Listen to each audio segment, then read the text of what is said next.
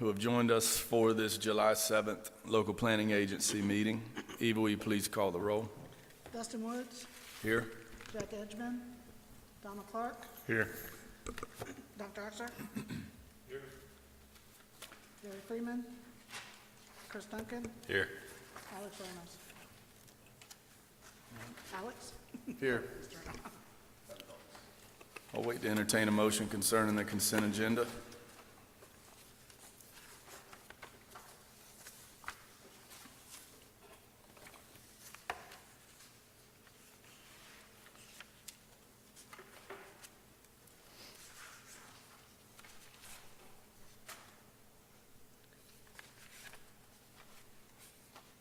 The consent agenda is just for the agenda tonight.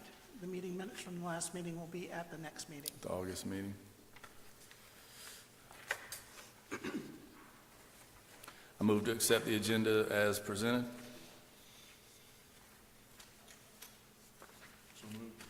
We have a motion and a second. Any further discussion? Hearing none, please call the roll. Dustin Woods, Yes. Donald Clarke, Yes. Dr. Oxer, Yes. Chris Duncan, Yes. Alex Ramos. Yes. All right. Should I turn this over to Ms. Rodriguez or Ms. Riddell? Ms. Rodriguez, Town Administrator. Thank you. I wanted to take a moment just to express our sincere appreciation for the work that each of you contribute as part of the Planning and Zoning Board. Like the pieces of a puzzle, your time, your insight, and commitment help to shape something much bigger, the future of the town of Lake Placid and the character of our community for the generations to come. And I can proudly stand before you and say that I would like to be here for my kids and my grandkids and even my great-grandkids. So I think that we are all shaping that future.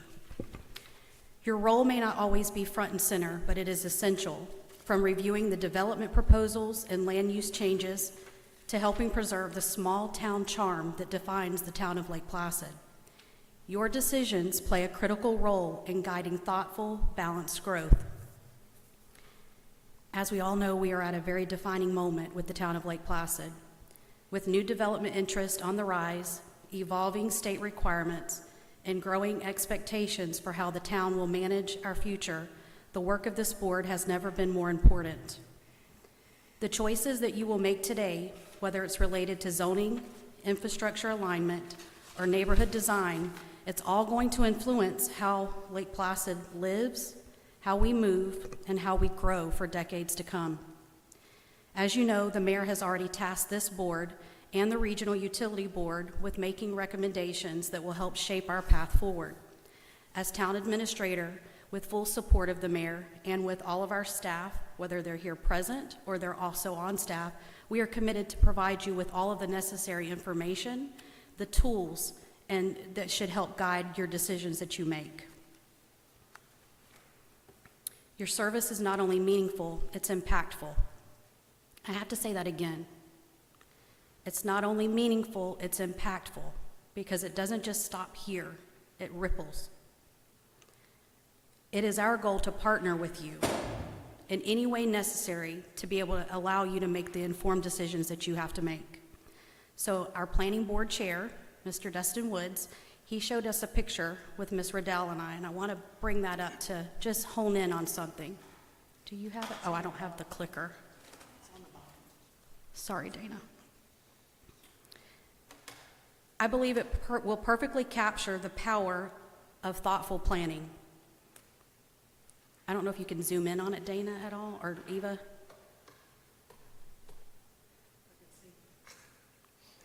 At first glance, it doesn't even look like a Dollar General. It looks like a perfectly fitting log cabin general store. It's nestled into the natural landscape as if it's always been part of the community. That's because it was intentionally designed to reflect the character of the mountain town that it serves, using materials, colors, and landscaping that blend seamlessly with its surroundings. This is a powerful reminder that when we plan with purpose, even the most recognizable or standardized developments can be shaped to match the identity of the place that we live in, the town of Lake Placid. It can happen. It's a real-world example of how design standards and local planning decisions will directly influence the visual and the emotional experience that people feel when they're in our town. Zoning and design standards are not just technical tools. They're instruments of storytelling. What story do we want the town of Lake Placid to tell? They allow us to shape how our town is experienced, how it feels to residents and our visitors, and how we express our values through our built environment. When we plan with intention, we can ensure that even national chains like a Dollar General or necessary developments can contribute to the charm and the uniqueness of the town of Lake Placid, not detract from it. This looks like it's a small photo, but it has a big message. The decisions that are made here right now in this room, they will all define how our town looks, how it feels, and how it will function for decades to come. As we look ahead at the opportunities and the challenges that come with growth, we want to once again thank you for your dedication and your time, because we need you.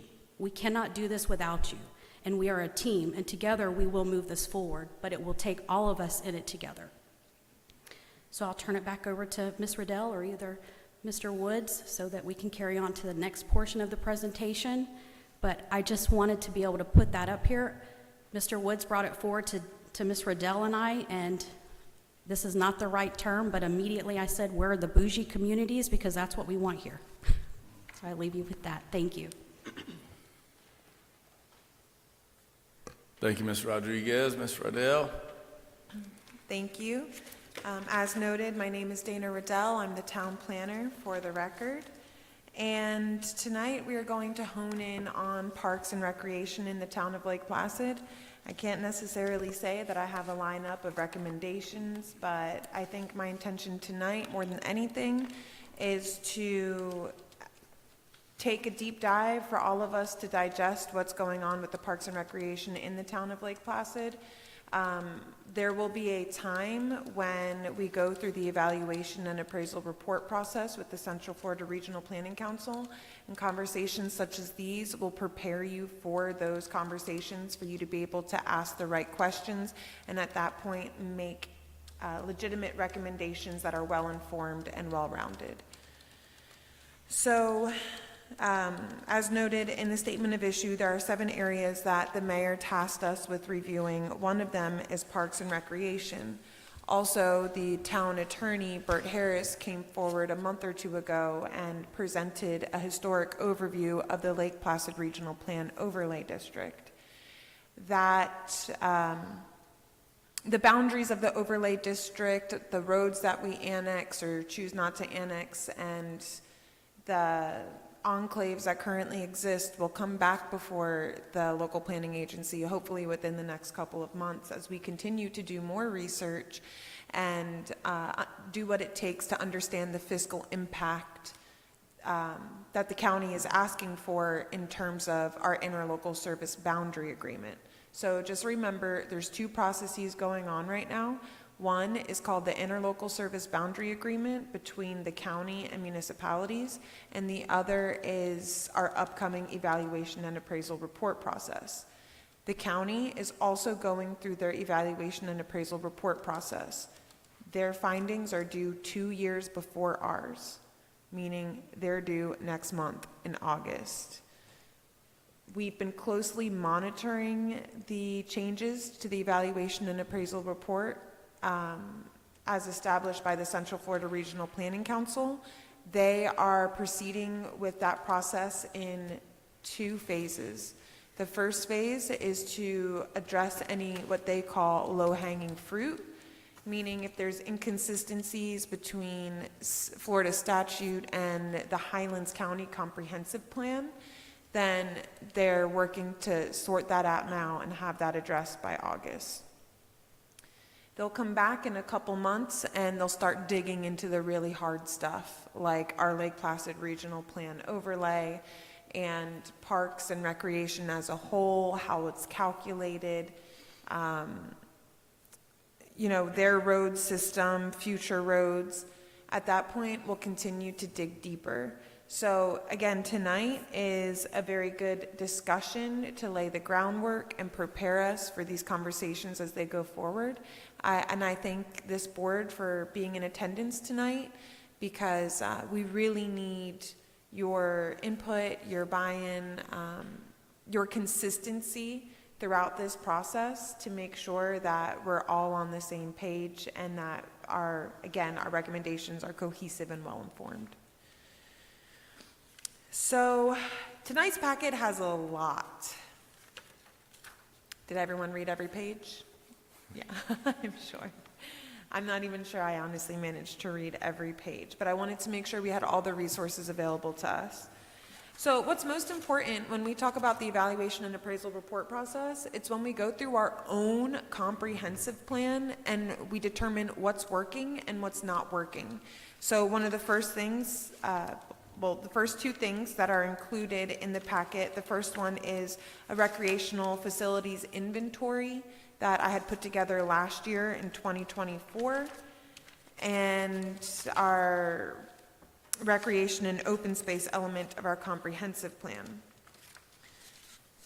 Now, these two documents are kind of interrelated, but I want to take some time to just go over line by line our recreation and open space element, which is literally 2 pages.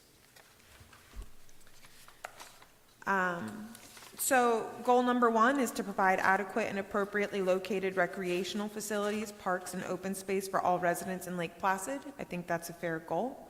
The first objective is that the town shall manage land development to ensure that the demand on recreational facilities and open space created by previously issued development orders or future development does not exceed the adopted level of service standards.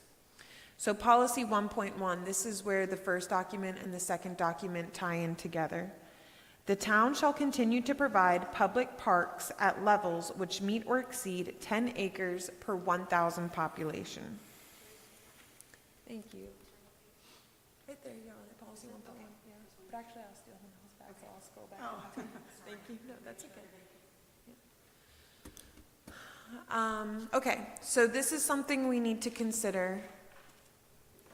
10 acres per population of 1,000 is standard. That is a standard rate across many municipalities and many local governments.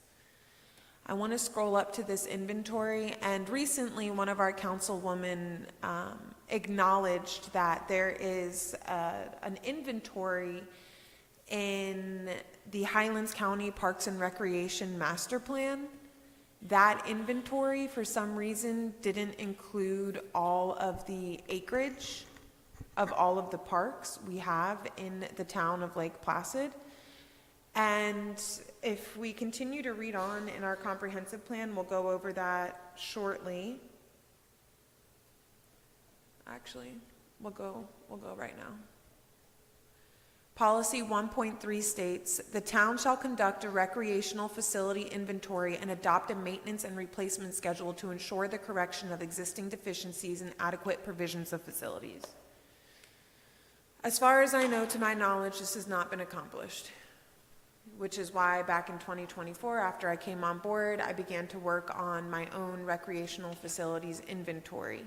These are things that are difficult to accomplish as a one-woman band, and I was able to actually make a list of the parks, identify the acreage, identify the parcel numbers, the addresses, and what really was of concern to me at that time was what our census was predicting the number of people we had in town. So that was 2024, 2,360 people.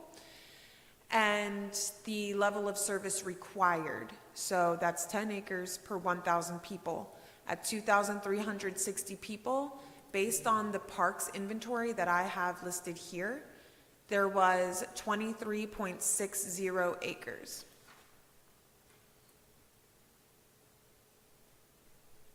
Per person. No, I'm sorry, per 1,000 people. No, the town's population requires 23 acres. Yes. If it's 10 per thousand, we got 2,300. Yes, okay, We I'm have sorry. 45 acres. You understood my point better than I did. Okay, so the town requires 23.60 acres and we have a total of 44.87 acres. So we exceed the level of service requirement. One of the points that was brought up by our town attorney and that I have been in discussions with is, do we ever want to decrease our level of service? So here's been an inconsistency that's existed in the Highlands County's application of Parks and Recreation and the town's application of Parks and Recreation since the county was doing the planning for the town.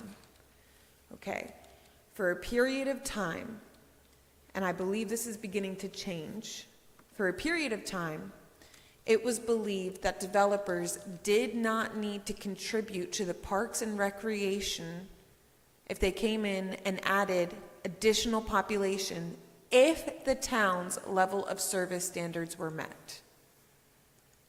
I disagree. I agree with our town attorney on this one. I believe he takes the same stance I do, that there should be no development that comes into town that decreases our existing level of service. So if we're currently providing 44.87 acres for 2,360 people, if somebody else comes in and adds 2,000 new residents to our town, should we say, well, we only require 10 acres per 1,000 people and we already have exceeded our level of service by 2. So you shouldn't have to provide any parks because it's on the town? Because when we think of it that way, we get to a point where, and please feel free to interject or raise your hand at any time if you have any questions. We will get to the point where the next developer who's ready to come in and add a development is going to have to provide a substantial amount of parks and recreation where all of the developers prior didn't have to provide that. It also puts an onus on the town to maintain and create parks and recreation, whereas developers should have to make a contribution due to the impacts that they're making when they develop in town. That's not to say we don't want people or developers to come and create beautiful, well-rounded developments within our town limits. I think based on our last meeting with Luprac, we understand that in order for our plant to function, we need connections. We also understand that within town limits, we need a higher number of connections. We want our density to be located toward our urban areas. Otherwise, we're contributing toward urban sprawl. So the way that parks and recreation have been applied in recent years has not been conducive to maintaining this level of standard of 44.87 acres per 2,360 people. However, we'll take the most recent residential development into consideration. That was Grand Isles on Catfish Creek. We did apply our standards of 10 acres per 1,000 people to that development. So I don't want you to think that in most recent years we haven't pursued that. Now here's where there's more conversation, and this was also brought up by the town attorney at his last overview. Do we want to allow developers to pay a fee in lieu of providing the land? Which means the acreage toward Parks and Rec might not increase, but our facilities might be enhanced. So if I'm the developer at Catfish Creek, what the town agreed to was a certain amount of recreation would be provided on site in something called a neighborhood park. But a contribution would be made toward the community parks, like Lake June Park or Spruce Park, any park listed here, Johns Park, Taylor Park, Stewart Park, Bicentennial Park.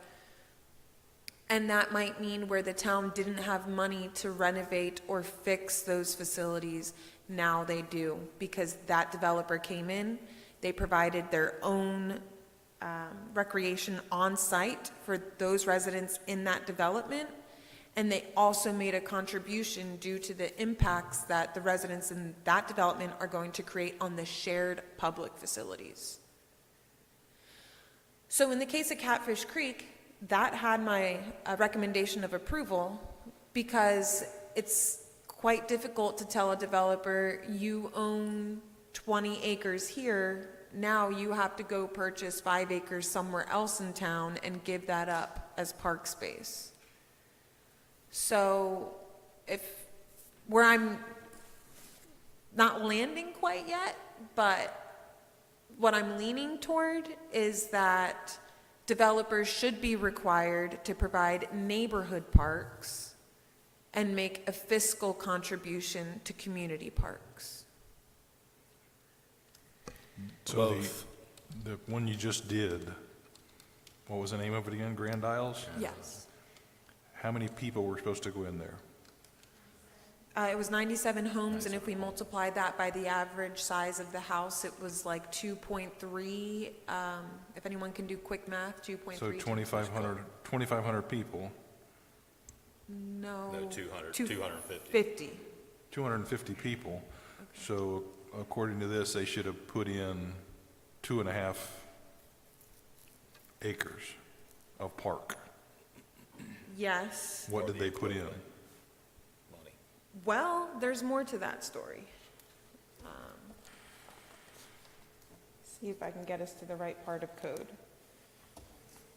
I don't have those exact numbers for that particular development on me tonight, because I'm just speaking in generalities. But if you are able to head to section 154-27.1, which is your third document, and unfortunately we don't have page numbers on the entire set this time, but I had inserted, again, it's section 154-27.1, that's the Plan Development District, and it's only about 4 or 5 pages into your packet. And at the bottom of this section, you'll see where it says page 7 of 12. So did Grand Isles have to put in 2.5 acres and pay a fee? Or do they put in some and were allowed to pay a fee? They agreed. If you see page 7 of 12, there's a chart that says the 3 different types of parks that are required by planned developments. And they provided the equipment play area / tot lot at a rate of 0.1 acres. I have it highlighted in yellow. Eva, can you scroll down to that page for the public, I'm or sorry. Dana? Yeah, I can actually take us there.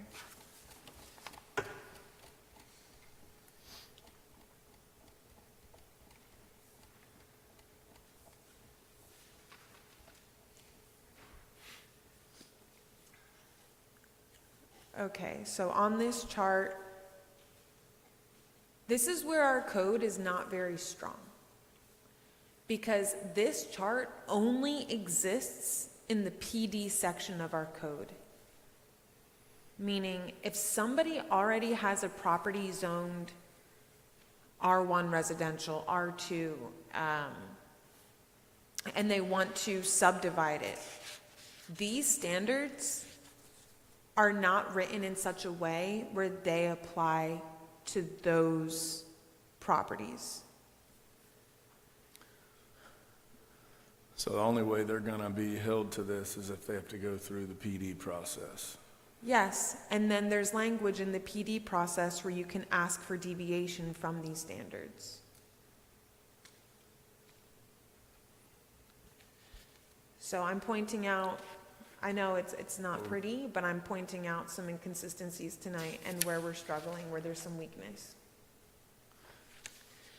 So that Grand Isles development provided the equipped play area / tot lot at a rate of 0.1 acres, They provided the neighborhood park at a rate of 2 acres per 1,000 population.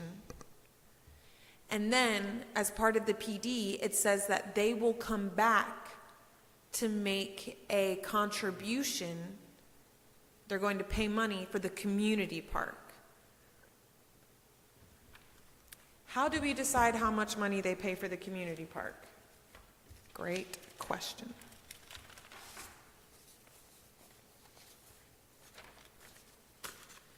We follow the county's land development regulations, which does not establish a formula or a method of determining what they call a grant and aid. We call it a payment in lieu of. Same thing. So back in October of 2024, I emailed the county engineer and I asked, do you have any tips or formulas for calculating a fee in lieu of? One is for a multi-use path, and the other is for a community park. Mr. Langford at that time responded and said, traditionally, we have implemented a 110% grant and aid threshold. In other words, an applicant can provide an amount of 110% of the estimated costs to construct a sidewalk/multi-use path or community park in lieu of constructing it. He didn't say community park. I added that in there because remember, the county hasn't really been requiring the park requirement to be met. We require this information to be provided by the applicant's engineer. It is based on the labor/material costs for the footprint of the proposed improvement. So, for example, it would be the square yards of sidewalk multiplied by unit cost to construct.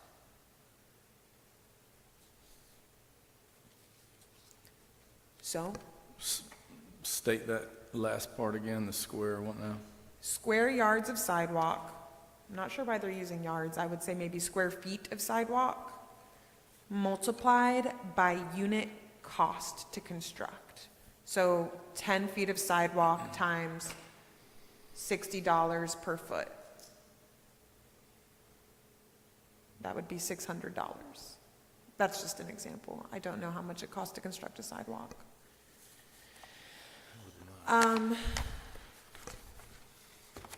This is among the weaker areas of the code. Is that something you're wanting to wrestle through right now with recommendations? I don't think we need to get in the weeds right now on exactly how to configure that formula, or I think it's something that I just needed to make sure I laid that out on the table. I let you know that's an issue that we are going to have to figure out. And it's actually not even necessarily a comprehensive plan issue. It has to do with our land development regulations. What we're looking at with our comprehensive plan when we do the evaluation and appraisal report are broad strokes. Those are our goals. So I think it would be fair for us to make a recommendation in the future to say something along the lines of, you know, as a policy, the town shall implement a formula to establish grant and aid thresholds, or the town shall allow grant and aid for community parks but not neighborhood parks, if the board so chooses to go that route. If the board is comfortable with allowing grant and aids to neighborhood parks, we can go that route too.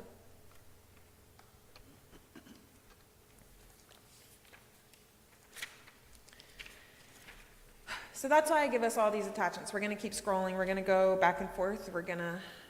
All these documents are connected. So what I also found interesting here is community parks are required at a rate of 5 acres per population of 1,000. So if we go back to our Parks and Rec portion of the comprehensive plan, anywhere in here, there is no mention of the county's master parks and recreation plan. When I went through the county's parks and recreation master plan, I did see one inconsistency, but not much. So let me see if I could find this page.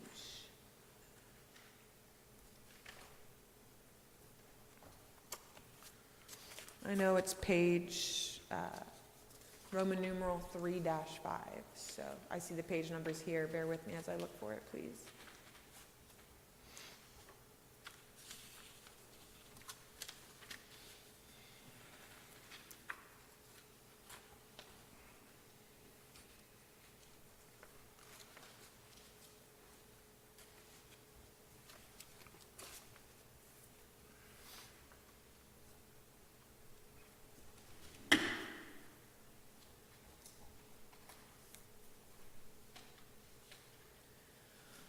So this is what I find helpful and interesting.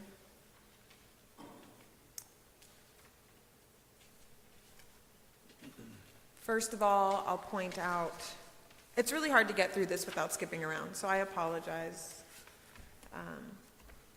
But in this packet is also the town's Trails and Paths Plan that was established in 2006. By the Growth Management, a subcommittee of the Growth Management Committee. This Parks and Recreation Master Plan was established by the county and adopted in 2015. It looks like most of the legwork happened in 2014. With that being said, it appears that the Highlands County Parks and Recreation Master Plan adopted the intents and initiatives that were adopted by the Town of Lake Placid's Trails and Paths Committee, meaning the trails and paths in this plan as well as in the plan adopted by the town. And when I say adopted, I use that loosely because it's not adopted into our land development regulations or into our comprehensive plan or any of those areas. They overlap, they are the same. So perhaps the county took our requests for trails and paths into account and adopted them.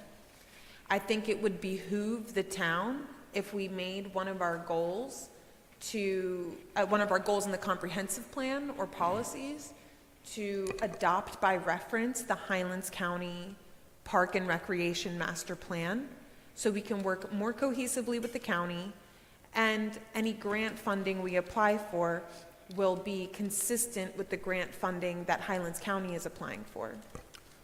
Does the county's master plan have any certain ratio of square footage that has to be ADA compliant for special needs children? I'm not sure if their master plan, they mentioned in here. Yeah, in this master plan, it's not necessarily a requirement, it's an encouragement. Same as in our comprehensive plan, and in this master plan, it encourages accessibility to the elderly, and those with disabilities, as you mentioned. I'm thinking more along the lines of a certain percentage of the park space having kid-friendly ADA type equipment. I mean, obviously I see that's not in there, but is that something that we could recommend for our future? Yes. So can I make a comment on that? Previously being a Parks and Rec director, inclusivity is something that's being written into a lot of the language now to ensure that we are able to be inclusive to everyone who uses the parks. So I think this would be the ample time for us to go ahead and put that in there as well. Make it the park inclusive. And I want to say, Dana, don't hold me on this, but when we were on some of the conversations, when we are having the calls with Central Florida Regional Planning with the county's comp plan, we're also having the conversations with the sidewalk and the size of the sidewalk. Because obviously ours are very narrow, they're small, doesn't make sense, but the paths and it being a multi-use path, those are all the other conversations. I don't know if we want to hit on that while we're talking about it, because I know a lot of, there's been a lot of questions with the Catfish Creek property, and this, that it was supposed to be for a utility easement, but potentially for a multi-use path. Part of that, and I'll let Dana talk a little bit more to it, is that Where we wanted to put it on one side of the road, the county is putting it on the other side of the road, which is the reason why if we have two different plans, it doesn't necessarily make sense where she's speaking of the cohesiveness. But the other part of that unveiled through this is that there was another trail that was potentially coming that we had hoped to connect with, and that was the Star Trail. Is that right? It was two different trails, and so it was getting lost in translation. And Pam was on that call too, Ms. Ventress. Collier to Polk, and then the Star Trail. So just a Sun Trail. Okay, thank you. Yeah, accessibility for, path width and height of water fountains and ramps and all that, I think is good, but I'd love as we're planning out the future of Parks and Rec for us to have a swing for wheelchairs. Inclusivity. Yeah, like toys that kids of all different disabilities might be able to engage with. So policy 3.2 of the town's comprehensive plan says the town shall adopt design criteria to ensure that parks, open spaces, and recreational facilities are accessible for the elderly, the handicapped, and others with special mobility needs. So I think that hits on exactly where we're headed with this conversation. But I think what I'm really discovering through all of this is implementation has been a huge issue for the town. I'm not sure our comprehensive plan is not hitting some of the marks. Some of the marks it is hitting, it's missing a few things that could easily be added. But I think more than anything, we need funding and to search for grant opportunities. And speaking in full transparency, we've been doing a lot of transparency lately.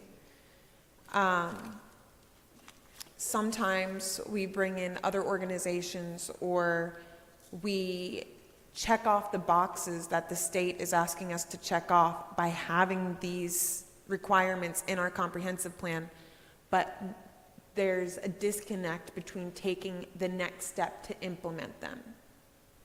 I think some of that goes back to there being very part-time planning in the past. I think there has been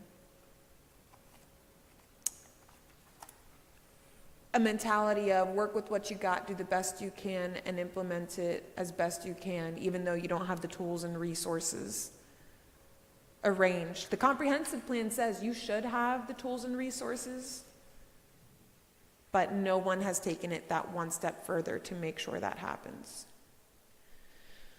So we might find that we have some of this information in the comprehensive plan, and maybe some of our recommendations are, how do we get there? If we're going to establish a regulation for development, and we're talking about possibly requiring the purchase of land for parks or using part of their land for parks or giving us a certain sum of money for parks, could we also not make a part of that regulation a percentage of that figure goes towards something unique, like there may be other things we want to contribute it to, but a percentage of that goes towards ADA and accessibility stuff, however we want to word that, for parks.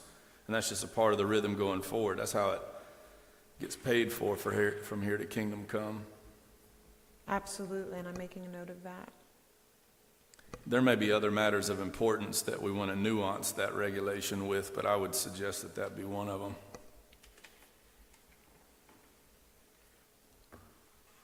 Okay, so in that same vein, to put forward some of the other challenges that we've been struggling with, I don't necessarily know if I included, it would have been just too much if I included the future land use element of the town's comprehensive plan that goes over the local planning the Lake Placid regional plan area. Because that language in the comprehensive plan requires a certain amount of multi-use paths. So let me at least get us to a map so we have a visual of multi-use paths.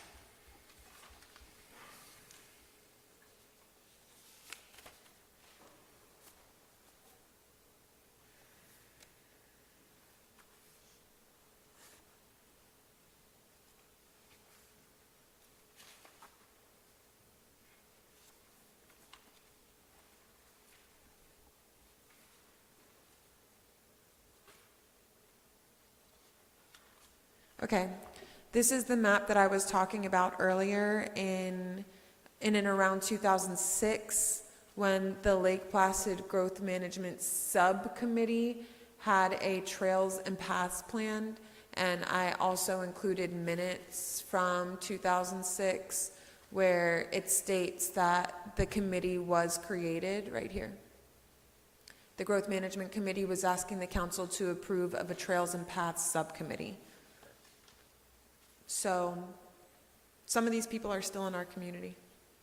Robert Summers, he owns a property on Main Street. And these are the trails and paths that I mentioned earlier align with the Highlands County's Parks and Recreation Plan, which is why I think we should adopt the Highlands County's Park and Recreation Plan by reference in our comprehensive plan. Okay, here's the snafu with what was implemented with the Lake Placid Regional Plan overlay. It's in the comprehensive plan and it's in the land development regulations.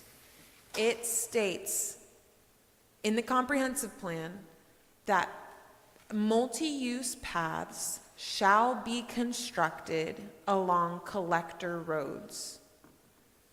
And it also says arterial roads in the comprehensive plan. But remember, comprehensive plan is our goal, and our land development regulations are how we implement that goal. So in the comprehensive plan, it says collector roads and arterial roads. In our land development regulations, it only references collector roads.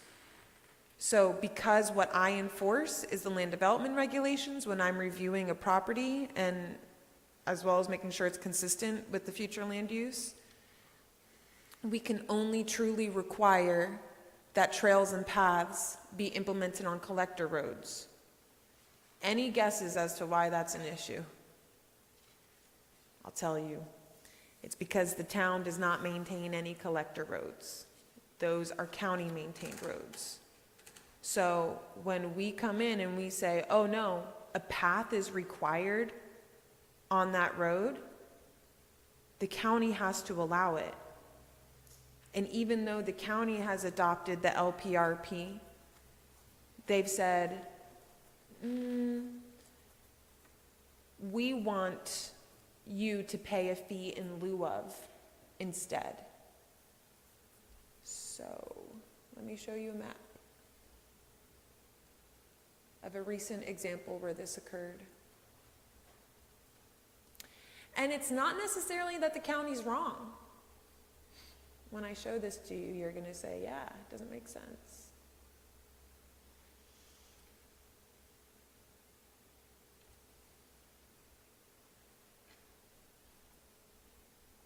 Okay, so here we are at the corner of Spruce and Main. I had a pre-application meeting where they wanted to develop this property with office warehouse flex spaces, kind of like the ones right down the street, except this, I don't know what's happened here in the past. The C1 district does not allow outdoor storage to the extent that it's been granted in this area. So just so you know, if that does come to fruition, it will not be allowed to have that same amount of storage. They're not planning for any outdoor storage. But Main is a collector road. Our code says when you develop on a collector road, you must install a multi-use path. The county's outlook was, well, that's a path to nowhere, because on this side are residential homes.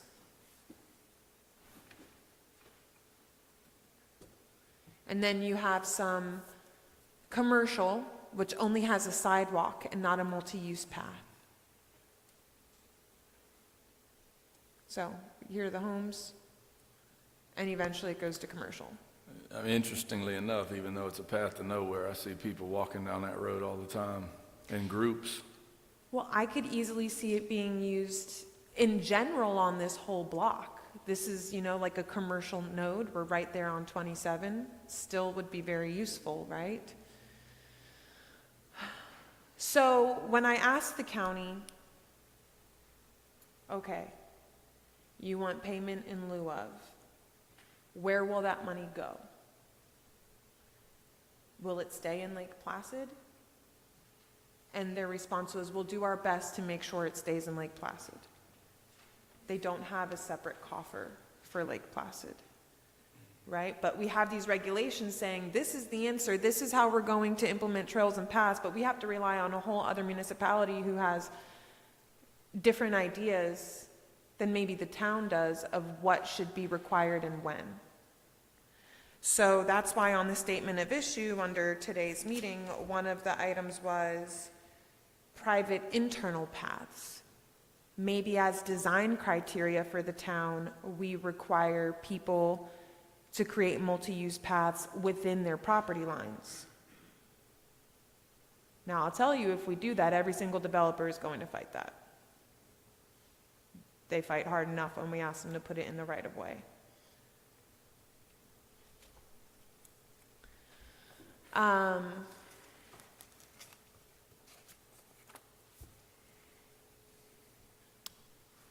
Then if we went toward arterial roads, like the comprehensive plan would direct multi-use paths to arterial roads, what's the one arterial road we have in town? US 27.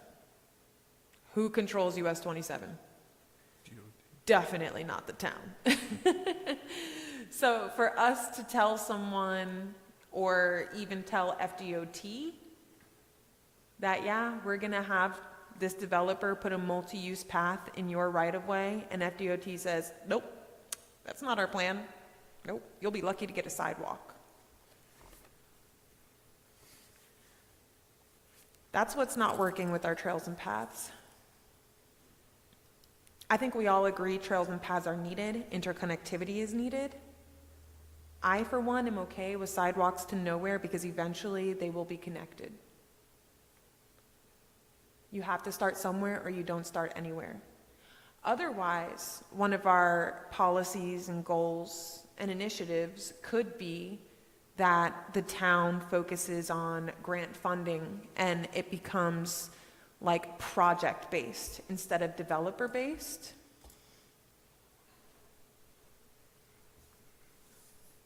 But we recently have understood, like with our utilities, grants are never guaranteed. I mean, that's just, we know that for sure. Grants are never guaranteed, but sometimes grant cycles don't even open. So this year, the utilities grant cycle does not appear that it is going to open at all. And so where we relied on the hope that we might be able to do septic to sewer conversions based on grant monies, that's quickly dissolving. Ms. Riddell, if you don't mind, let me take a quick pause. Any questions or comments from the board related to regulations for developers, our Parks and Recs plan, or trails and paths? Yes, ma'am. I just wanted to ask, because I know that this can be a lot of information, that if at any point that you think that it could be presented in a different way where it makes it more bite-sized and able for you to understand, let us know. I know that Dana has a lot to go through just because of this portion.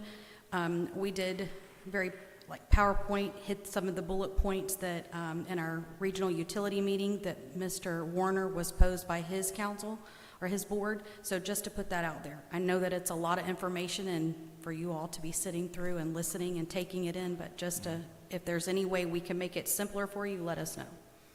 Thank you, Ms. Rodriguez. And I did want to say to the public, take good notes. You'll have an opportunity to ask questions as well once we kind of get to but obviously we'll be summarizing a lot. So I would say perhaps some succinct thoughts along those lines or questions because I want to give you an opportunity to speak as well. Dana, how do we get better with follow through? I feel like I've sat up here for however many years now, and the only two projects I see that are going to come to fruition in the next however long is the Dollar General and Amazon. How do we get better at that? We can sit up here and make recommendations, but if they don't go any further or they have to come back 3 or 4 times, people wear out. You know, how do you get better at getting it done. I'm all about development, I want to see it, but I'm not seeing it. I'm seeing it's just a fight for anybody to do anything, and how do we fix that?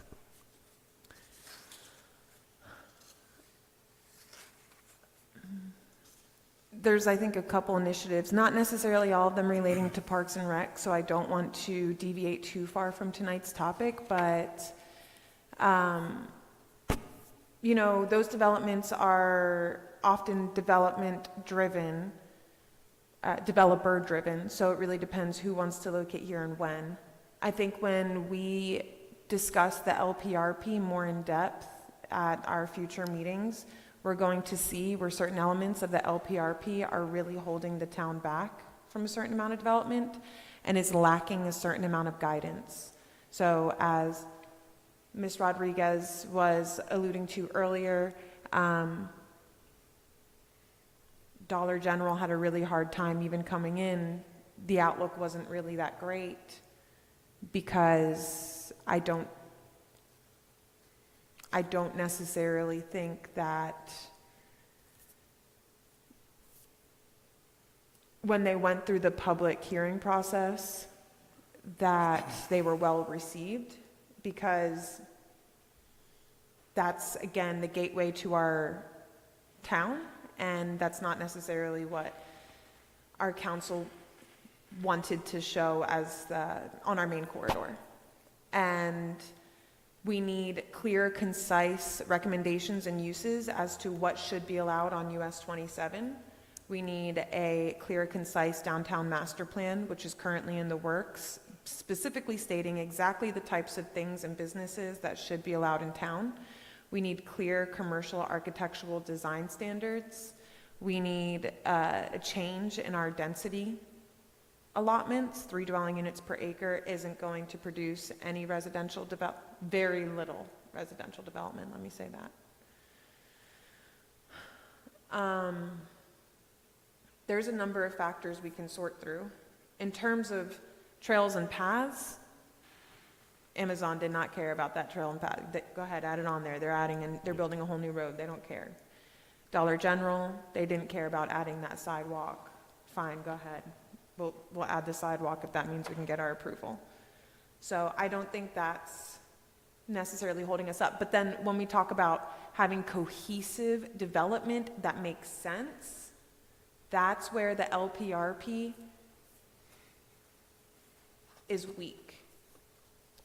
And I think we established at our last meeting, we have our utilities on one hand and our LPRP on another hand. In the past, the utilities and the LPRP planning area were supposed to be one and the same. We weren't really supposed to go outside of the LPRP to extend utilities.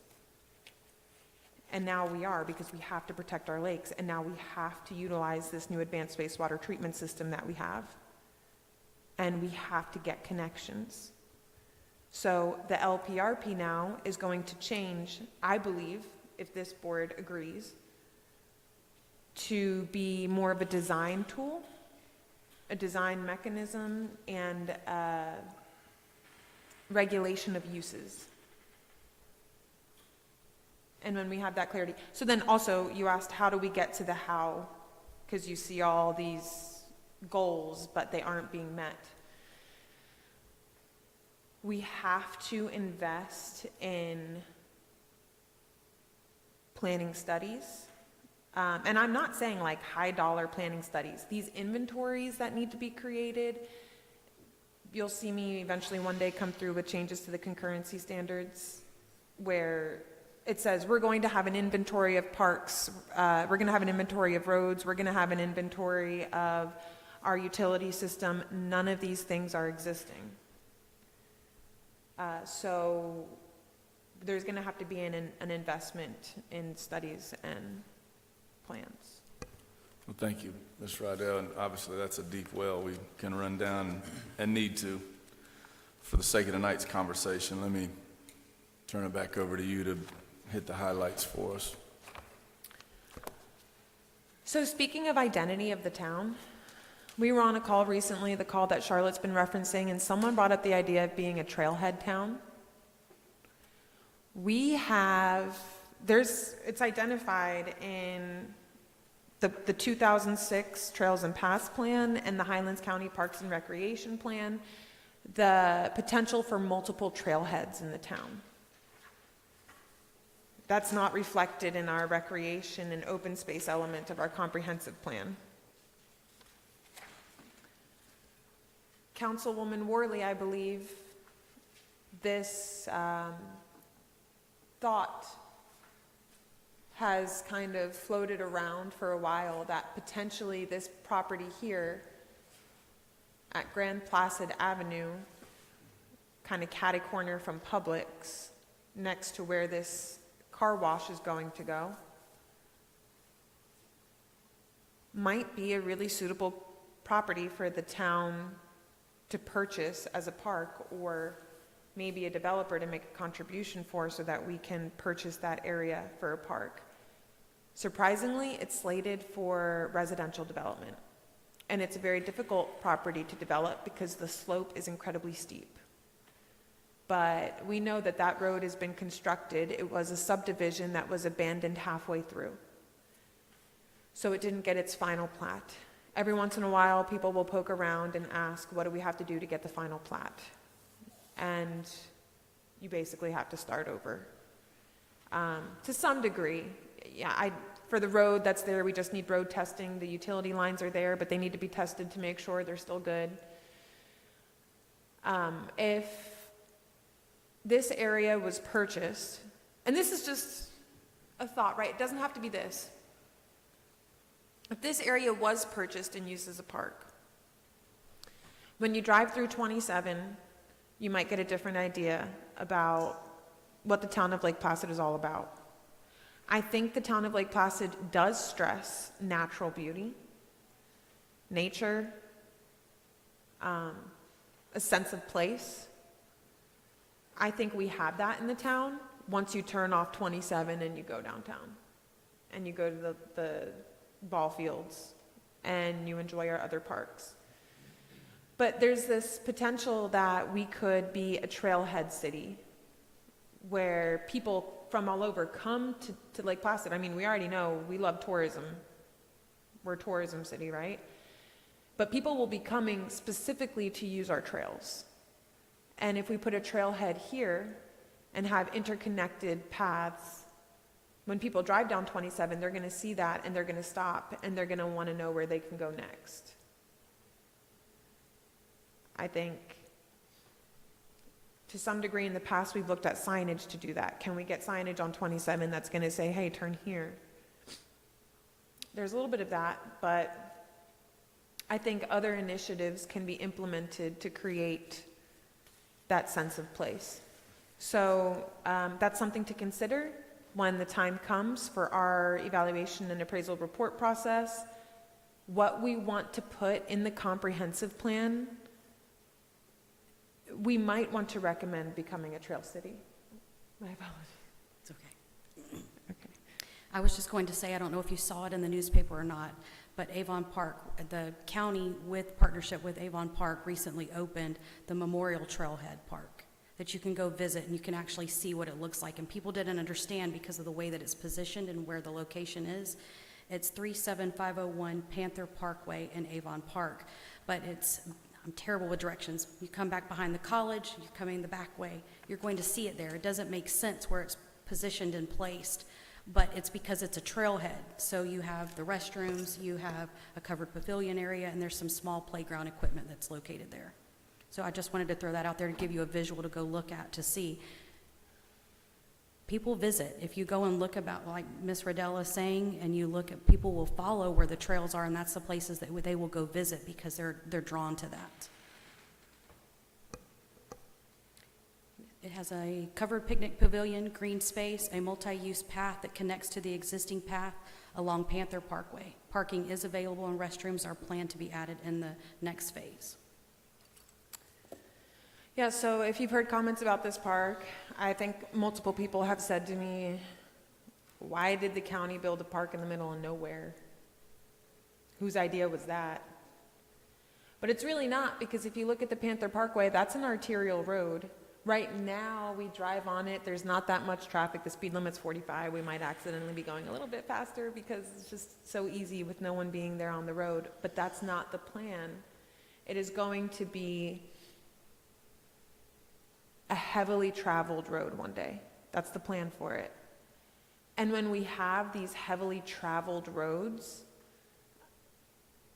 first of all, we have to mitigate the impacts of those roads.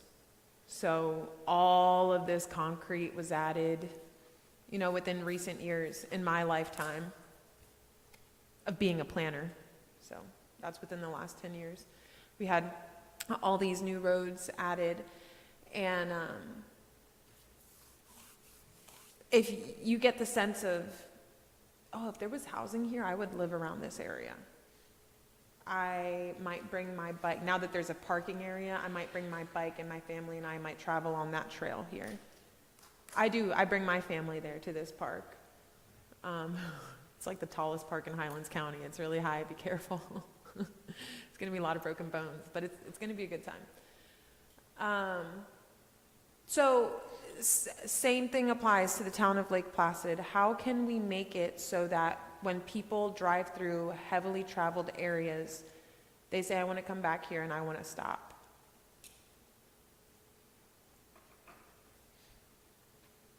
I think that's something we can capture in our comprehensive plan.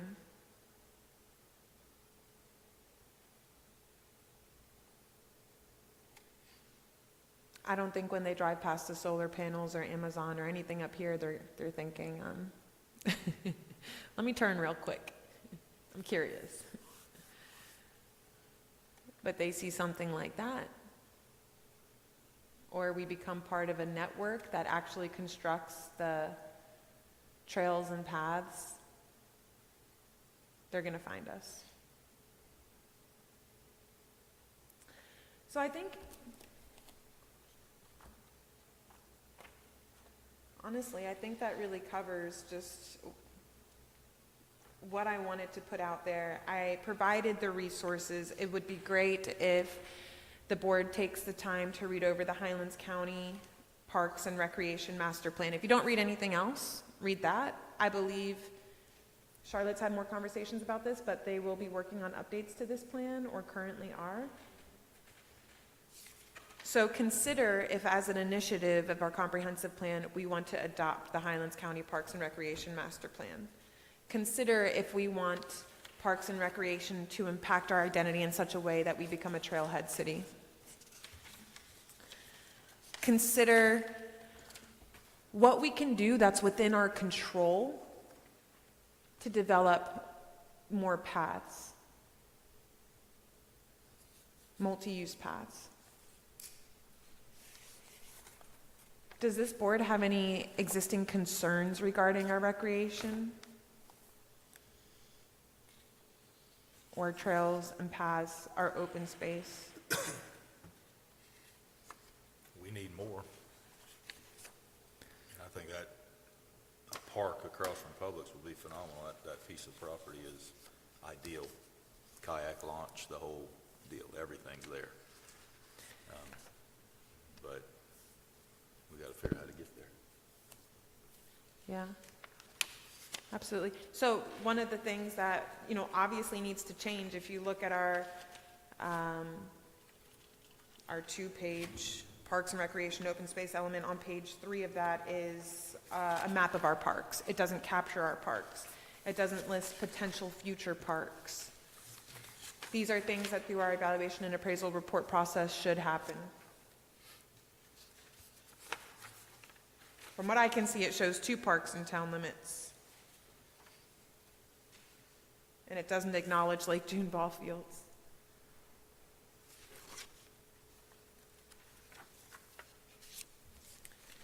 And my facilities inventory shows more parks, and I even missed one. I might have included it. That's what I have to go back and look, because Councilwoman Charles had brought up that in the Highlands County Parks and Rec Master Plan, there was something called Jerry's Park. I might just not have called it Jerry's Park.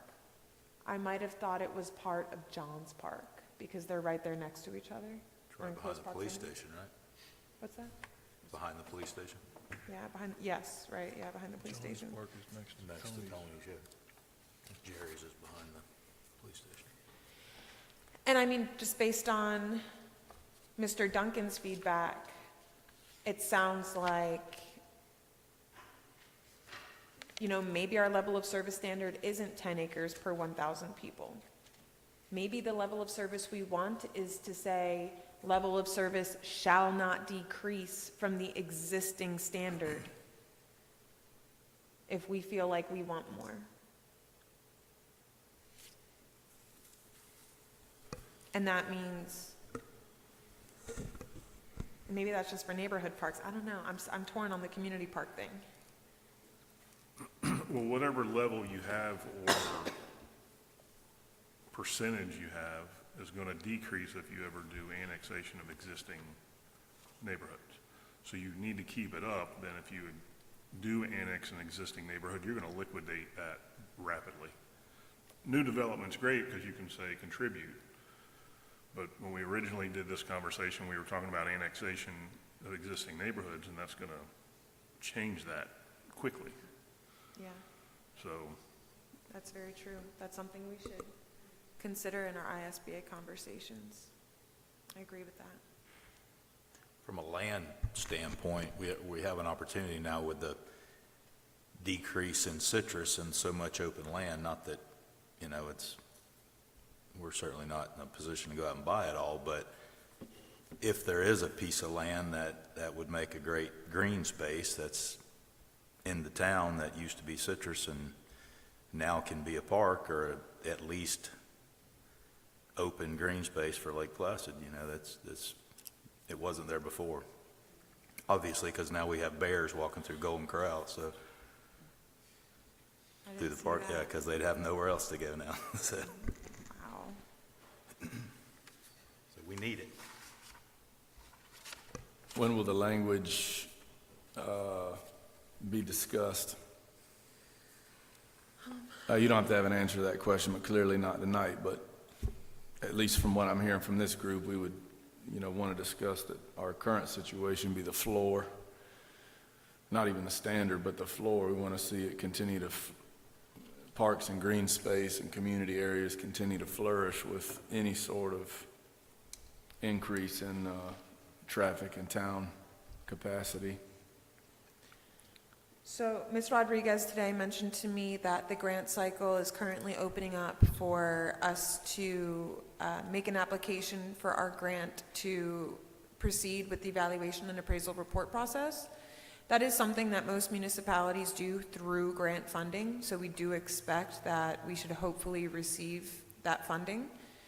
The Central Florida Regional Planning Council will take over at that point. And I don't think your conversations are going to look like this with the CFRPC. You're going to have like very broad stroke stakeholder conversations.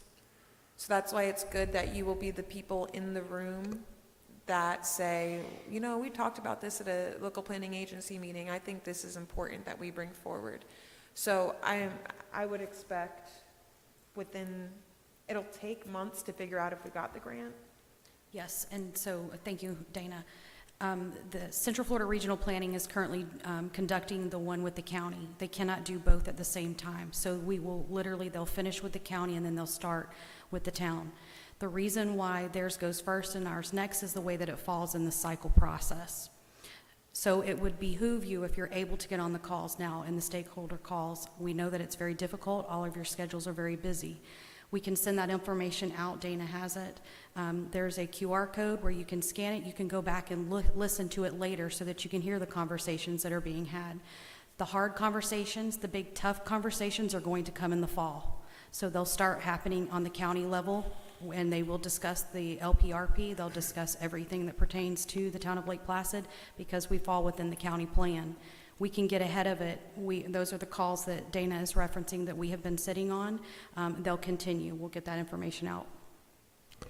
This may be a decision for either you or the mayor to make, but is it outside of the scope of reasonable, instead of sending out all the possible dates of the calls, is it possible to have town staff just send out calendar invites to the board members across the spectrum of all the boards here, just so that it's easier as a click of a button and it shows up on the calendar and they can join the call, even if it's for a half hour. We can do that. We can do that. I mean, let's remove any potential excuse not to participate, and obviously if they can't, they won't. That's not a thing, but But that's there. it'll That's a great remove idea. a step. We can do that. Can I ask a question? Yes, ma'am. What would be helpful for y'all to go through? There's the country coming out. Sorry. Say that again? I said, what, y'all came out. Let me go back up here. What would be beneficial for you? What questions do you have for us that will help you make some of these decisions?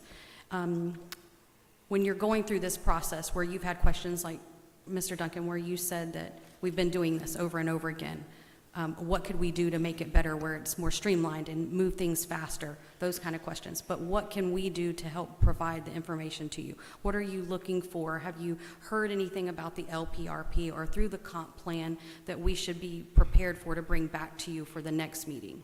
Like what all information would you like to see brought forward to help you? I know that's a loaded question, and you don't have to answer that tonight. You can always send it to Ms. Riddell. We just want to make sure that it's a productive meeting and that we're keeping it moving. So what does that look like for you? How can we best meet your needs? Well, for an I mean, not speaking on behalf of the whole group, but for an exploratory discussion like this, it's great to have it all right in front of you. And I certainly look forward to hearing from the public about their thoughts. And since we only have one councilwoman present, perhaps you are even at liberty to share your thoughts, since you don't have any peers here. But I think if we're going to get down to the brass tacks and be able to make recommendations, I would love to see it presented more in a bullet point fashion, statement of issue and possible remedies.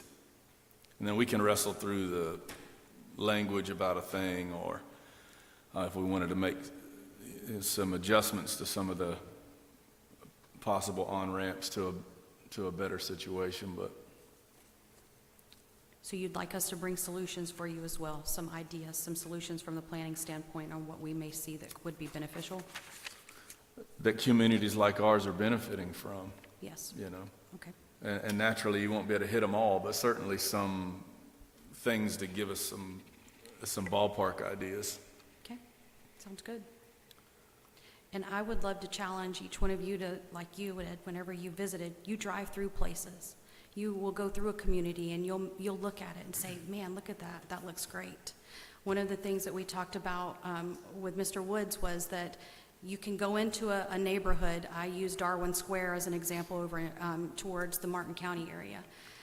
You don't even know that they have a Walmart or a Target because it's so beautifully hidden behind the landscape that you don't know that it's there. Mr. Wood said that he saw a sign that had told him you have to turn here to go to Walmart, and it was perfectly hidden. So it just prompts some of those things that whenever you're out and about and you're going to these different places, get online and look at the different communities. What do you want Lake Placid to look like? Because those communities have design standards that have to be met, and that's the reason why they look the way they do. So how can we implement that and bring that into Lake Placid so that we keep it part of the fabric of who we are? Still that hometown Hallmarkville, some call it Mayberry, but we don't want to lose that. We can still grow and keep that dynamic, but we also have to urban sprawl. You talked about urban sprawl earlier. I think she could do a whole class on urban sprawl, and it would definitely educate everybody on what we're creating right now with some of the LPRP and what it's doing to, it's supposed to help our growth, but it's stopping our growth. So how can we make them marry together where we're actually getting where we want to go? That's what we're all get tasked to do. And thank God we're all a team and we can do it together. Thank you, Ms. Rodriguez. Thank you. If any other questions or comments from the board for our town staff about what we've discussed, these three key areas? Hearing none, I want to open it up to the public for any commentary. Please limit, looks like we got a fancy little thing up here now. Does it work? Has it got batteries? Limit public comment to approximately 3 minutes, but speaking of an expert on urban sprawl. Don't start that, my time didn't start right then. Pam Fentress, 123 Lost Lake Drive, Lake Placid. I would ask that y'all be realistic on your expectations and timeframes. Robert Summers has been working on a multi-use path, a bicycle path from the schools in town to Placid Lakes Bridge for over 25 years. That path is not designed, funded, or built yet. You are nowhere close. It's great to have all these rules and regulations. We want things triple the best.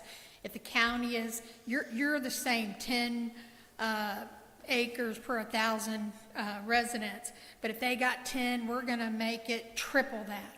That's great. Nothing will get built here. It hasn't been built since the Lake Placid Regional Plan. There have been no new developments. It's got the cash flow. Grand Isles, it's a healthy community. Pickleball, racquetball, tennis courts, multi-use path on the external area around their entire property. They agreed to the town to pay $150,000 off-site for the Lake June Park recreation equipment. Will that ever get built? I don't know, because it's less than 2 units per acre. Low density will not be able to afford all these recreations, these paths, these amenities. The county, somehow you're going to have to tie the county medium density residential is a minimum of 4. It's 4 to 8 units per acre. The town is 3 gross, which comes to 2 net. The county takes into consideration green space, set aside, interior parks and stuff. So if the town's going to say, we want this from you, we're only going to give you 2 units per acre net for development. And we want the community park, we want this park, and we want 5 acres for a community park. Y'all can say that. Nothing will get built. There will be no paths, multi-use paths, bicycle path. Doesn't matter if it's 5 feet, 30 feet. You can say whatever you want. It's not getting built. So I would just ask you, be realistic. Wayfinder signs. How many years have y'all been talking about wayfinder signs, Chris? I mean, seriously. Wow. Do we have any wayfinder signs in Lake Placid? How many years have you been talking about a lot of stuff? I think that goes to some of your points. I mean, you talk about these things and we can just have the jam up regulations. Is that good enough or not? ADA compliance playgrounds, that's great. We have Miracle League at Lake June Park, surrounding counties come in. The community raised funds for Lake Placid Elementary Playground, ADA accessible. I don't know what the status is on that, between opening it up so that the community can also use that park. There are a lot of things that you have. On this list, it only showed 2 parks. There are multiple parks. You want to start annexing in, you got to then take into account the parks that are right now in the county area. There's a lot of other information that you're not seeing. I know, 3. I can hear. Oh, thank you, Chief. Thank you, Ms. Ventris. Councilwoman.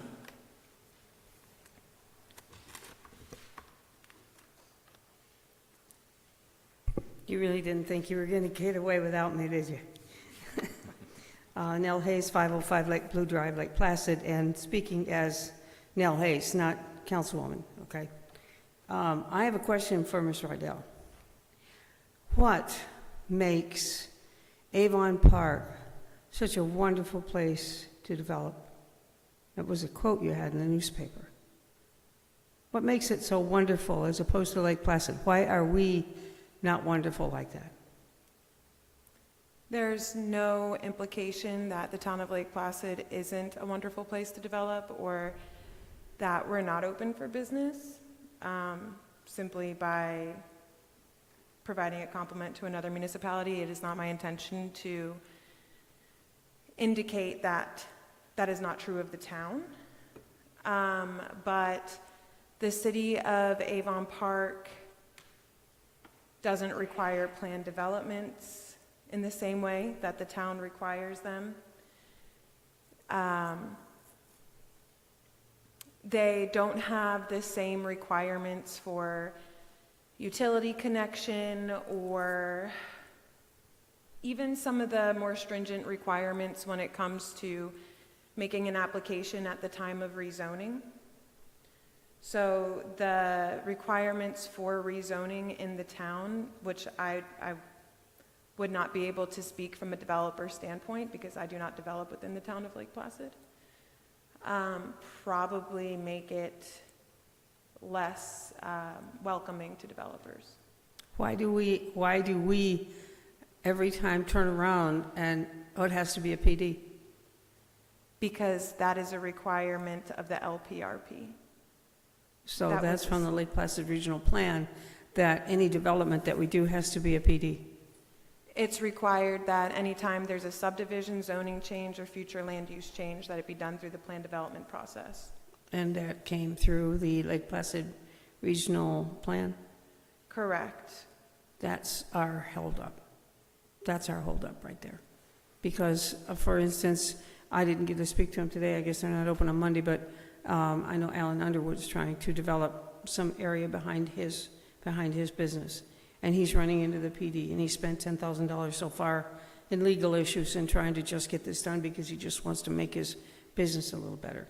And no, but now we have to have a PD. We had to have all kinds of crazy stuff in order to even build a police department on the property we already built, we already had. But by golly, we got through those hoops, and we're going to go to bed at some point before I die, I think. Of course, I'm not sure, but this is where we're getting hung up, because in Lake Placid, every time we turn around, we have an issue, and that's why we can't get off square one. That's why, in my opinion, as a citizen, not as a councilwoman, as a citizen, why we spent 25 years trying to get a path down Catfish Creek Road. You know, I mean, that's just what I'm looking at. And I think, if I understand how all this works, it's going to have to start with this board in order for us to get past some of this. And maybe some of this is good, I don't know. But that's, I think, where we're going to have to get past it, okay? Thank you. Thank you, Ms. Hayes.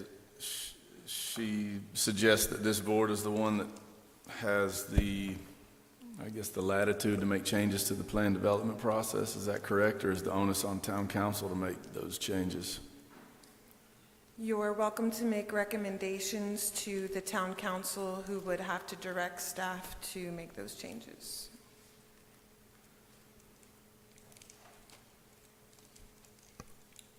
To answer your question, yes. The mayor has tasked this board and the local regional utility board with making recommendations as we move forward for council to be able to consider, so yes. And all this is very confusing. Talking about landscaping, around businesses, we do landscaping through Keep Lake Placid Beautiful, and they want the plants and the trees gone in front of their businesses. So that's not gonna make everybody happy. You put a park on Lake Clay, those residents will be in here mad. It's just there's so, we can sit here and go, oh, it's a great idea. We want to add a bunch of parks. We can't afford to take care of the parks we have. You know what I mean? So it's very confusing. I mean, it's easy to sit here and go, that's a great idea, but reality sets in.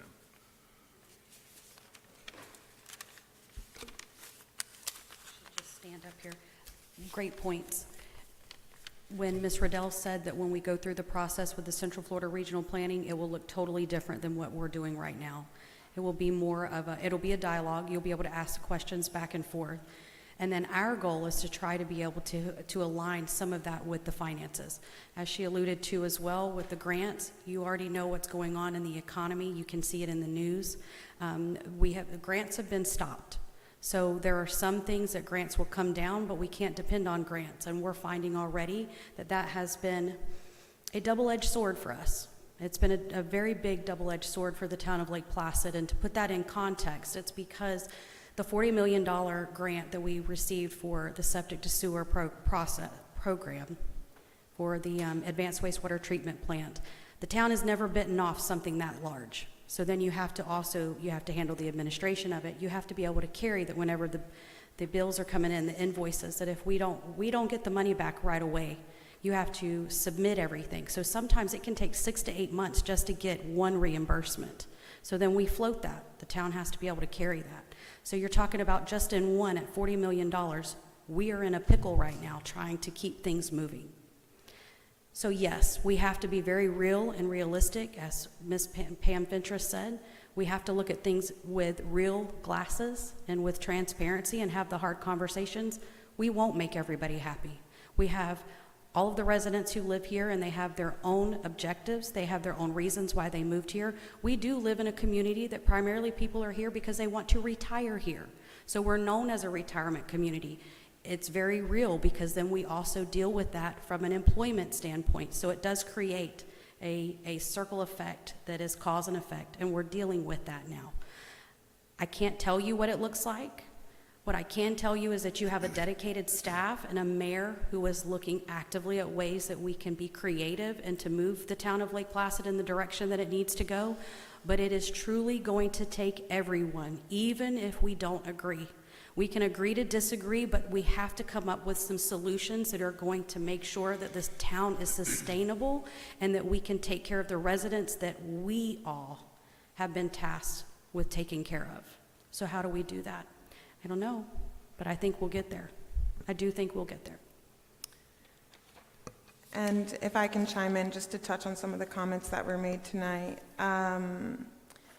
We did not go over policy 2.1 of the recreation and open space element, which Ms. Fentress alluded to. It states, the town shall seek an agreement with Highlands County School Board to allow a greater degree of public access to school properties and recreational facilities. That is something that we have worked on, and Ms. Rodriguez herself has worked on, and unfortunately hasn't been able to come up with a fair arrangement on that. And I don't think because anyone doesn't want to. I think there's more technicalities and logistics to that than maybe was expected when this plan was adopted. I also just want to kind of make note that part of the reason I don't necessarily come forward with solutions during this process is because when the actual EAR process occurs, there's an analysis that occurs. Right now, I can share with you my observations as to what I've seen work and what I haven't seen work, and as a planner who implements the code on a day-to-day basis and specializes in current zoning, meaning taking care, like I said, of the day-to-day activities. When I look at something and I read it and I say, how in the world can I implement this initiative? I can share that with you. But when the EAR process happens, the Central Florida Regional Planning Council will come in and they will do a full-blown analysis of permits issued, the percentage of land zoned for certain uses, what housing looks like in the town of Lake Placid, what our trails and paths currently look like. They will have maps and resources available. So to some degree, I don't want to say we're jumping the gun, but we're starting early.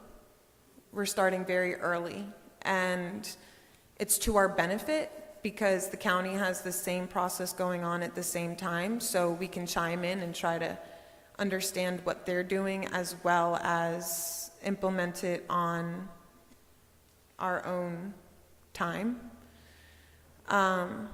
And I would ask that the board understand that as the town planner, I don't, just like you all don't have the authority to say this doesn't work, let's change it right now, I also do not have the authority to say this isn't working, let's change it right now. I can bring matters to your attention and to the town council's attention, and unless there's been direction to make a change, that is not something that I can do unilaterally.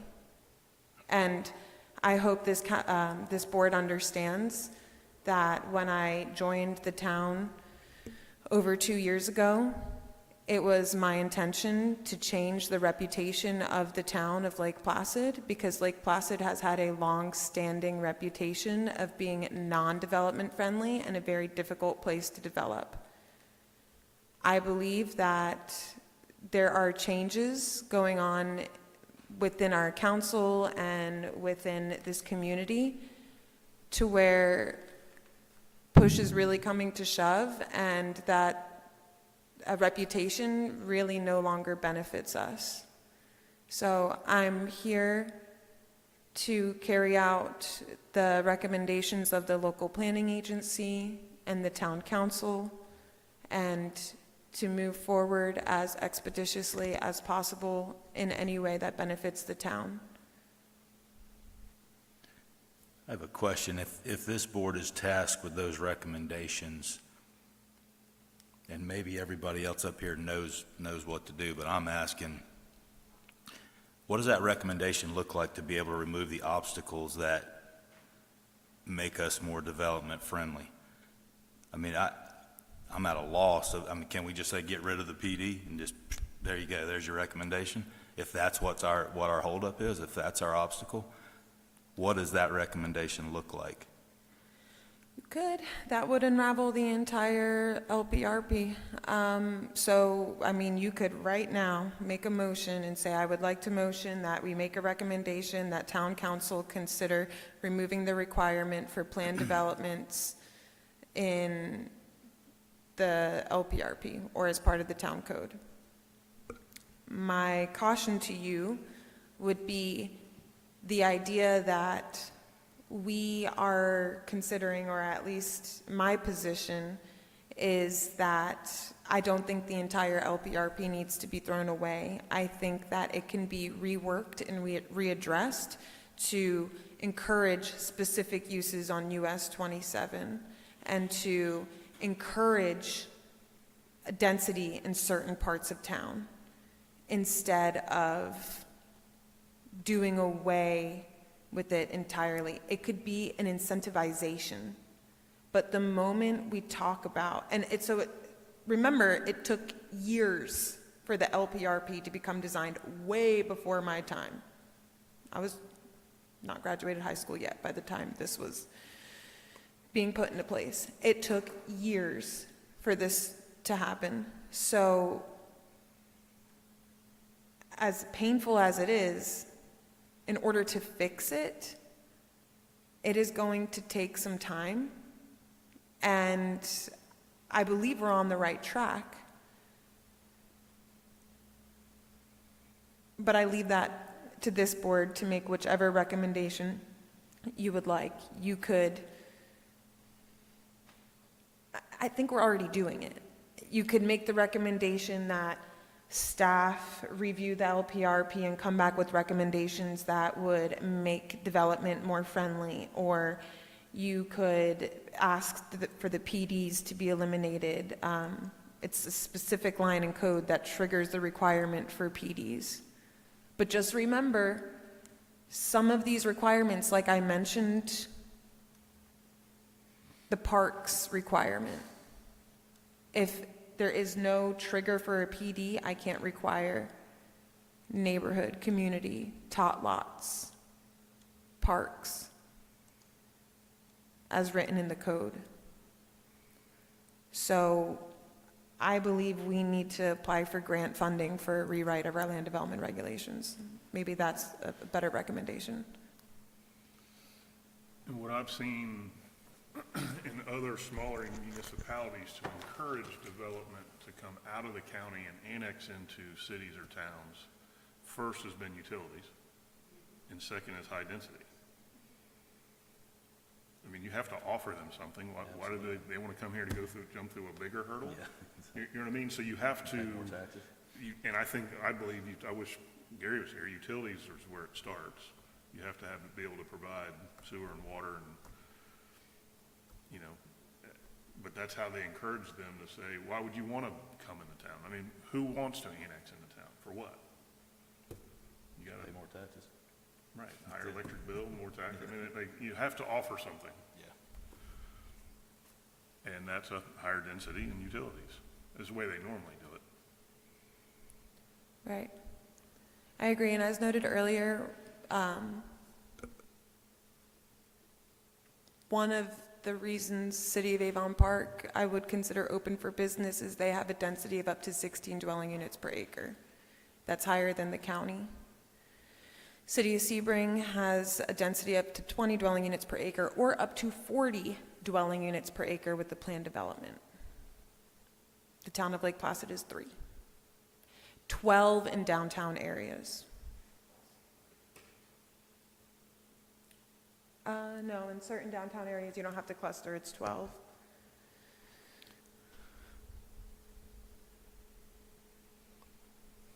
So am I hearing correctly between you and Ms. Hayes' commentary that it's this board that would trigger that particular movement amongst our town council? Are they not at liberty? I mean, we heard from a citizen from the community that just happens to wear 2 hats. Is she not at liberty to just make that a statement of issue for town council, or does this board need to do a review of what, I guess what sparks the requirement for a PD, what all PDs require, and then make a comprehensive recommendation to town council for them to change it? Is that how that works? It's really up to this board. Yes, you are one of the avenues for which this could happen. Town council could ask for it without being prompted by the local planning agency, or the local planning agency could prompt that request. You could ask for an in-depth review. I think we've had probably enough conversation related to it tonight to certainly uncover that this is at least one of the areas that's calling some stalling in development. And part of local planning agency to be able to do its responsibility for planning forward. Can we make that a near future agenda item to have a presentation to understand what the planning development process is and means, what would trigger a developer to have to go through it, or even a local business who's just trying to extend onto the back of their building, for example. What causes that? The scenarios that surround plan development so that this particular group can digest that and then make a recommendation to town council, perhaps if it's necessary for that, the way we approach plan development to change for the sake of streamlining some business growth, to be open for business, or at least to make that known. And are there other categories that make us seem not open for business? I mean, perhaps it could be our Lake Placid open for business recommendation meeting, and what are the 2 or 3 pillars that are presenting that reputation for us, so we can review them and make some recommendations to give council some encouragement to make a change. Well, I think we started all this with a presentation on the history of this. And with the history of this, it was used very much so the control of growth. I mean, if you remember back and all that. So that, I think all of this, the idea was we want growth, but we want it in a certain manner, but that's not conducive of growth, I think is where we're at. So I think we're going to go through all these little items and at some point put it all together, and then we're going to try to make a recommendation, which is still confusing, very difficult, but I think that's where we're at, is we're going to, now that's parks, and then next month it's going to be something different. They're all constricting growth. And how can we do it and then not take 10 years to get it done? You know, and take the best parts of what we have and keep them, but get rid of the things that detour people from wanting to come here and build businesses and build developments and things. How do we do that? You know, and I'd love to do it tonight, and by next month it's done and people are here and doing it. But how do we do it so it doesn't take 10 years and we just talk about it? Because in 10 years I'm not going to be up here, I can tell you right now. But I'll still be in Lake Placid, God willing, and I would love to see the things that I sat up here and talked about actually being done, because I know Robert Summers has got to be frustrated as heck knowing he put 25 years into something and they even stuck a shovel in the ground. It's ridiculous. And I totally understand what Donald's saying, is you have to give people something, some sort of incentive other than you get to pay higher taxes and give us money for parks. Doesn't make any sense, and we've got to fix that. And if we're tasked with doing that, I guess what I need to know from an educational standpoint is, what does that look like? You know, so it doesn't take 10 years. I just say, I just wipe it all clean and let's start over. To dismantle this is A 10-year process? not 10 years, but it could be a 3-year process. So, yeah, We have to go through the evaluation and appraisal report process. We need that amount of analysis. You could make the recommendation to expedite it, but you are going to pay, the town of Lake Placid is going to pay for the same thing twice. Meaning, I personally, as a one-woman band, could not in good faith provide the level of analysis that is necessary to make the right recommendation on how to move forward. It's going to require a team of high-level planners like the Central Florida Regional Planning Council. And since we're already in the works of obtaining the grant funding, which is going to take some time, as well as going through the research and analysis, and then that's once they establish the comprehensive plan, then we have to amend the land development regulations to match that. If you pay someone to do that now, you are going to pay for the same thing in 2 years, as required by the state. And maybe the town is open to that. Maybe we need to say, you know, whatever, we'll make more money on the tax revenue once people decide to come here because we'll finally be open for business. Yeah, I think what interested me, you know, in full transparency, we're going through the plan development process, but that isn't my motivation in moving towards that. Like Donald said, is there's so many moving parts, and I keep hearing, well, we can't, you know, Ms. Fentress just said, well, we can't really do anything about that because all this stuff over here, and I heard similar conversations when we met with Loop Rack last month. It's like, we have all these reasons why nothing moves forward, and what I just heard, that's one citizen's opinion.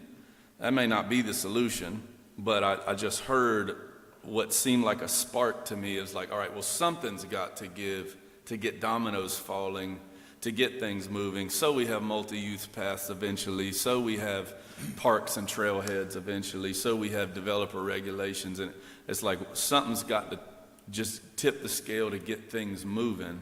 And it sounded to me like, at least in her opinion, that would be a good spark for that. That's what got me interested in it, and that's what I'm curious. I mean, what's the right first domino? Let's do something to kind of just fracture what has settled into place, because we're just stuck in so many categories. And if we create a vacuum, I mean, I don't want to make a foolish decision, but if we can pop something loose and get things moving forward, and if improving our plan development triggers or process or whatever. Yes, ma'am. I was going to say that in many of the conversations that I have had since I've come on with the town about the planning process is the exact same thing that Ms. Riddell has said. I've spent a lot of time having to tell people that she is not the holdup. It has nothing to do with our town planner. It has to do with the process. And our process is so difficult that they have to jump through so many hoops that we are continually coming back. It's unveil of one thing and then find another thing, instead of developers even finding out in the earliest stages. And these are local people and out-of-town people, but our local people who are wanting to develop are very frustrated because they're here in the town. They're our locals, and we can't even accommodate them or to meet the requirements that we have put in place. We are hindering them from being able to do business in our town. I've talked with them. I would encourage you to do the same. Dana I could give you a list of different people. I mean, some of you are sitting up here right now. You already know that it is very difficult to go through the process. I think it's eye-opening to hear the numbers of, whatever you said, 16, 20, and 3. The density. Yeah. That in itself is part of our problem. And, you know, it's not a switch we can just flip, but I think tonight we definitely, it has opened my eyes to think I don't recall ever hearing that, just blatantly saying PD's the problem, you know, and tonight it's been said, and this is our opportunity to fix it, you know, or at least get heading in that direction without just, like Dustin said, you don't want to make a foolish decision, and of course, we're not going to make the final decision. We can make a foolish recommendation. Yeah, and I certainly don't want to do that. Well, it may be a timing thing. I mean, years past, we haven't had all this citrus property available for development. True. So, I mean, I think we may, plus just growth in Florida in general. Yeah. I think we may be getting to the point, okay, things need to change. But same token, I don't want to 20 years down the road go, wow, that was a mistake. Yeah. You know? But it does seem the reoccurring themes in this conversation, at least, are utilities, density, planned development, and all that entails. You have to entice them. You can't make them want to come here and make them jump through so many hoops, it's not worth it. I think that goes back to my statement earlier about what helps you guys. I mean, there's 3 statement of issues right there. Among, I'm sure we'll have others, because that, those things kind of lean up against park and recreation and, developer regulations, et cetera. But being able to have those, and, I mean, a stunning statistic is densities of 2 other towns. We don't want to be Avon Park. We don't want to be Sebring, but I certainly would like to know that's a significant difference. That's something worth throwing in there for discussion so that we can start driving around Avon Park and Sebring, looking through those lenses and seeing what would be the right thing for Lake Placid. I want Lake Placid to be a boutique kind of quaint little town, but certainly not with a parachute on like, what we have right now. And I don't think we have to recreate the wheel. There's towns all across America that are doing it right. And it's where we all vacation, but we can be that spot, and they have wayfinding signs and things like that, Well, like the Claremont area is one of them. I mean, they went through this 10 years ago with the citrus going away, and now they're developing. Now they're closer to development than we are, timing-wise and geographically. But, I mean, they're doing it. There's bike paths everywhere. There's people there coming there just to use the bike paths. Huge sports fields. I mean, it's kind of crazy. But Yeah, so I think when we're talking about these towns that we want to vacation in, we're talking about somewhere that has a sense of place. We're talking about somewhere that has stringent commercial architectural standards. I'm okay with that. I think it, again, would create a sense of place for the town of Lake Placid. I have no opposition to that. We have to understand what we will be asking people to do, which is okay. That means our color scheme wouldn't be a suggestion, as it is now. It would be a requirement. When someone goes out there with the paint roller and paints their building black, the code officer is going to have to go to them and say, no, this is not allowed by town code. The roofing materials will have to be limited to like 1 or 2 kinds, if Spanish tile or metal or, no mansard roofs, none of these things. That is how we create a sense of place. I will just say that historically I have been told we don't want to make it too difficult for developers to come in. But at the same time, if we have clear, concise regulations and we say, these are the regulations, and you can get, again, incentivize. I'm all about incentive planning, where we say you comply with this regulation, you get a 2-spot reduction in your parking.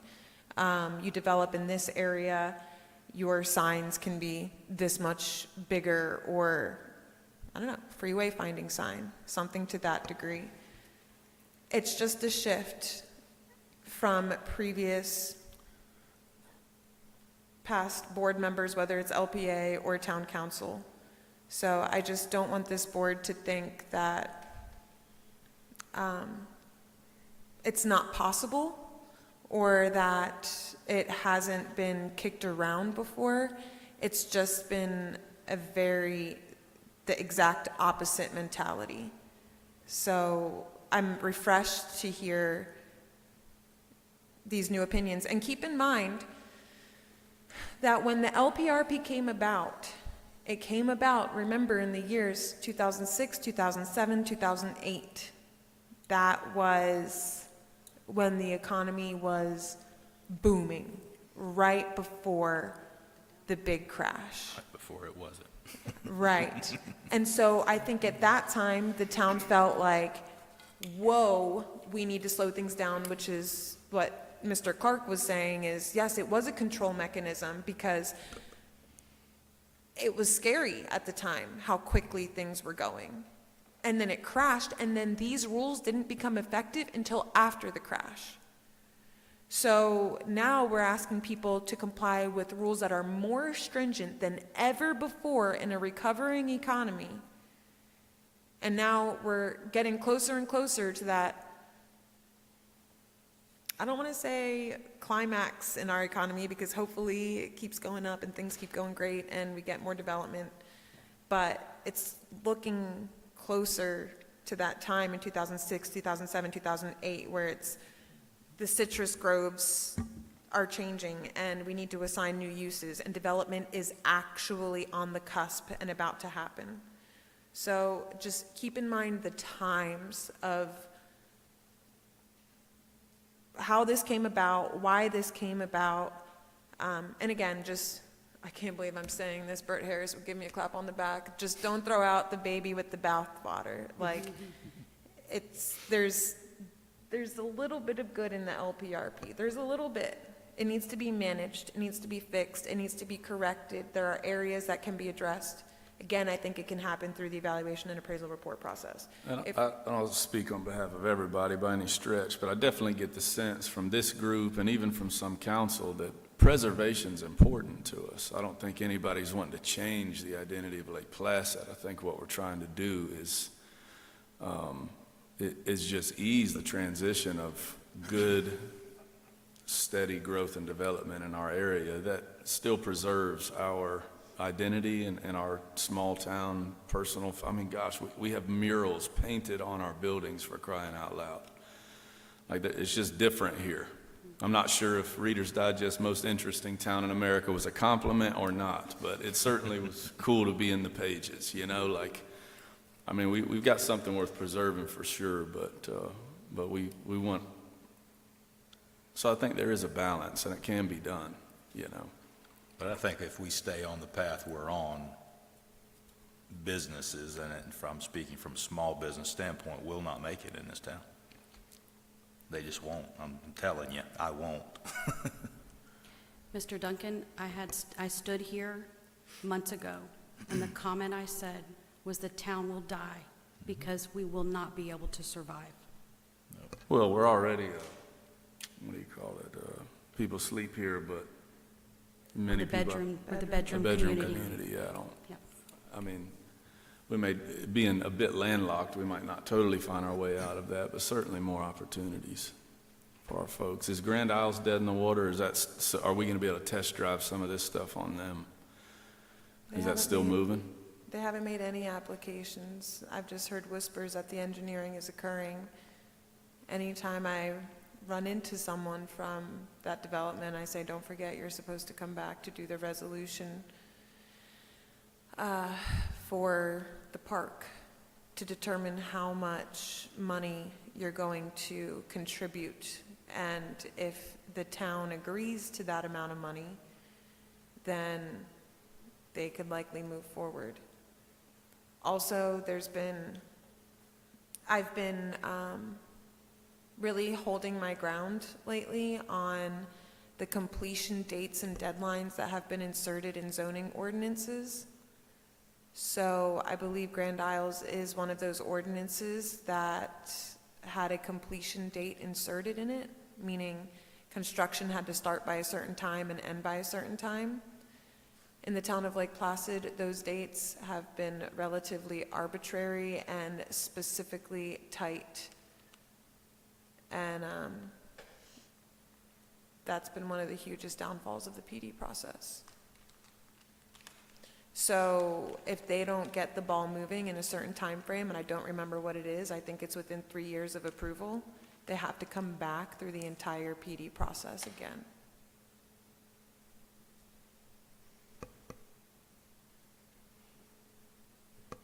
Any other comments from the board or questions?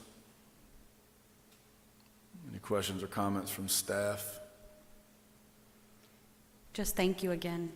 Thank you, because we know this takes you away from your time with your family, and that this is weighty. We understand that it's weighty because you are making decisions that not only touch our lives, but will touch for future generations. I hope that you take that as encouragement, that you do have the opportunity to enact change, positive change in the town of Lake Placid that we need, and we need leaders like you to be able to help us on this charge because we can't do it alone. So just thank you. We appreciate that you're here and that you're partnering with us. Thank you, Ms. Rodriguez. I definitely want to thank the community that comes out to participate in these type of conversations, and staff for being diligent about walking us through the slog of all the stuff. But it definitely seems like some interesting conversations were triggered tonight, so I appreciate participation from you guys as well. If there's nothing else for the good of the group or for the sake of this conversation, I move to adjourn. Do I hear a second? All right, so moved. All right, all in favor, please rise.